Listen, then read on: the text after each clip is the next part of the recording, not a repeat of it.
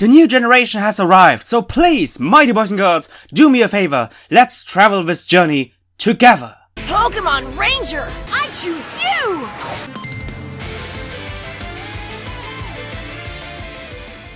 What's up, mighty boys and girls, it's your Ranger Boy here, and welcome to my very first review of the Pokemon Gen 8 anime, Sword and Shield anime, or maybe just call it Pokemon the anime. It honestly doesn't matter what you call this anime, but there's one thing for damn sure. This anime is so much different compared to Gen 7. But how much different is it actually, and why? Well, if you want to know my opinion, then grab some popcorn, grab some cookies, and let's freaking do this! Oh my god! So how does this story of a new beginning start? Well, since we're in the good old days of Kanto, we start with a little flashback of Little Ash being overly excited to finally visit Professor Oak's Pokemon camp, which he later on overslept and basically wasn't part of all the action. Oh, vintage Ash. And after a montage of some Gen 1 Pokemon, we finally arrive at the first main focus of this episode, Pichu, which, as you might know thanks to my previous video, it's actually Ash's Pikachu. But this time we're exploring the past of our beloved franchise mascot, and to sum it all up, even in his younger days, he got bothered by both Atkins and coughing, because of course. By the way, should I reintroduce the funny face counter into my reviews? Nah, that was a Gen 7 thing. And after an accident, he met and bonded with a wild Kangaskhan, and we spent some quality bonding time with all three of them. But in the real world of filthy humans, we see the Pokemon camp assemble, you know, besides Ash, because Ash. And we have some generic kids in the crowd, and then we have, oh my god, it's Koharu! Why is she so cute? Why is she so cute? Please don't loot her. Seriously, internet.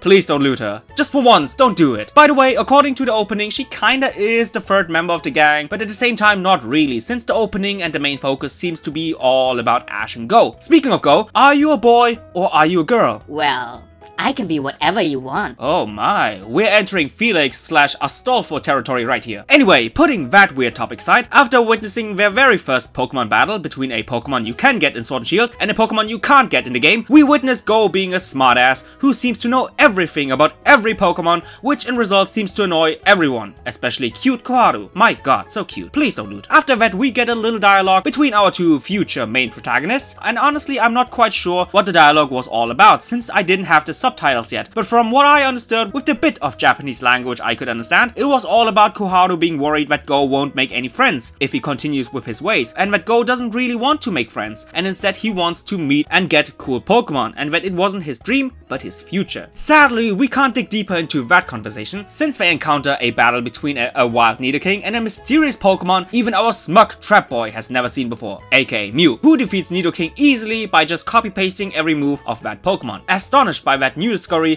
Go, followed by Koharu, is chasing down Mew, but I guess he quickly loses track of it since we enter the next scene of Mew playing around with Kangaskhan's baby, while Pichu and the mother are searching for them. One moment leads to another, and the cute baby is about to fall from a high cliff, until Mew uses its psychic power to land it safely into the arms of a worried mother. After the Pokemon disappeared, we see Professor Oak finally catching up with the two kids, and after hearing their version of the story, he reveals to them that this mysterious Pokemon indeed was the legendary Mew, and excited by this new discovery, Go can't wait finally be 10 years old to become a Pokemon trainer, and probably stay 10 years old forever.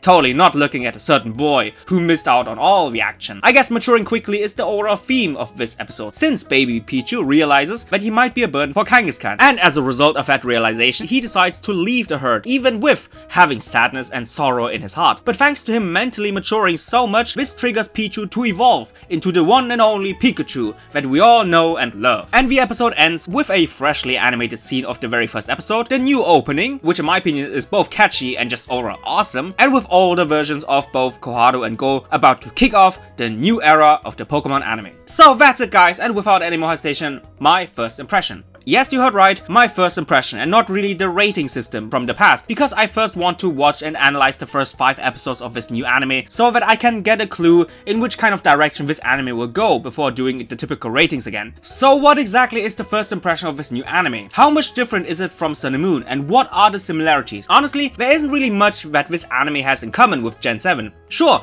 there are funny faces here and there, but unlike Sun and Moon, the faces are well timed, aka they are only used when it's appropriate. Sun and Moon used to bust out those faces on every occasion, no matter what the context. But with this change alone, the 2019 anime seems to purposefully distance itself from the comedy. Another indicator of them trying to get away from the Sun and Moon style is the way that this episode is structured. From day one, it concentrates more on being serious, while also trying to establish the goals and ambitions of the new characters from the very beginning, starting with Go. We know from the very beginning what he wants and what he aims for in the future. Furthermore, they also try to bring a certain sense of familiarity to all the watchers with the introduction of Pikachu's past. Also, I find it kinda hilarious that even though Ash is the supposed main character of the anime, they actually pushed him aside and let the spotlight shine on other characters, which in my opinion was the right approach, since we don't really need more story of Ash, and it was great to see how much they cared about establishing the new characters and the new lore very early on. Last but not least, the animation and art style was overall fantastic. To be honest, at first I thought that they would keep the same animation style like Sun and Moon, because Sun and Moon's animation was nearly always the best part of it. I don't know what it actually is, but the animation looks so much cleaner and more fluid compared to Sun and Moon,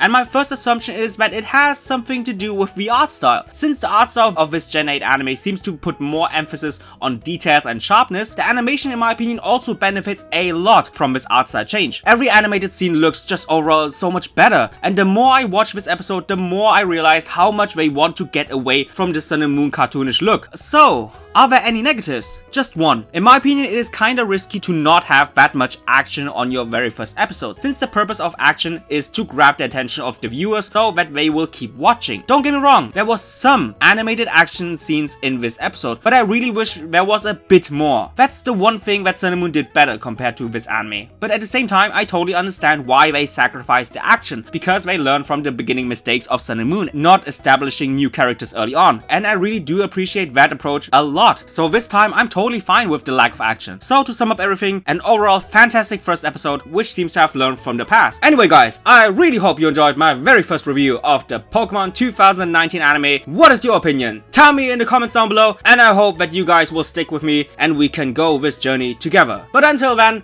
I see you guys in the comments down below.